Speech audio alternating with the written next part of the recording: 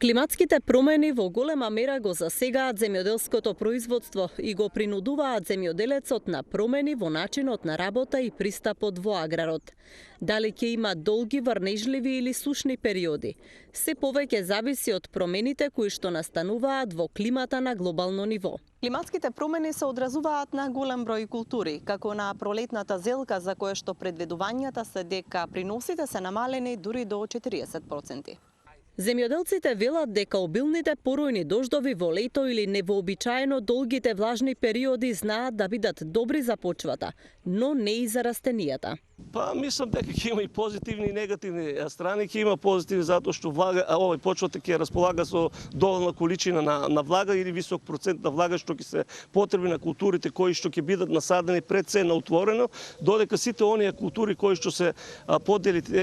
полиетиленско платно, бидејќи тука тие станува збор за покриени површини, тука мислам пред се долгиот период на влага ќе се одрази во понатамошниот циклус на производство негативно, бидејќи пред се кај оние земјоделски производители кои што не презеле превентивни мерки во заштита на самите култури кои што ги имаат посадено на тие површини, мислам дека ќе дојде до полесно оболување или напади на штетници, така да останува време да окажам, мислам дека земјоделците во секоја прилика што ќе им се овозможи во секоја наредна прилика каде што условите ќе бидат поволни да извршат заштита кај тие култури. Освен што климатските промени влијаат на земјоделството, се предупредува дека и земјоделските активности негативно им влијаат на климатските промени, особено со емисијата на стекленички гасови.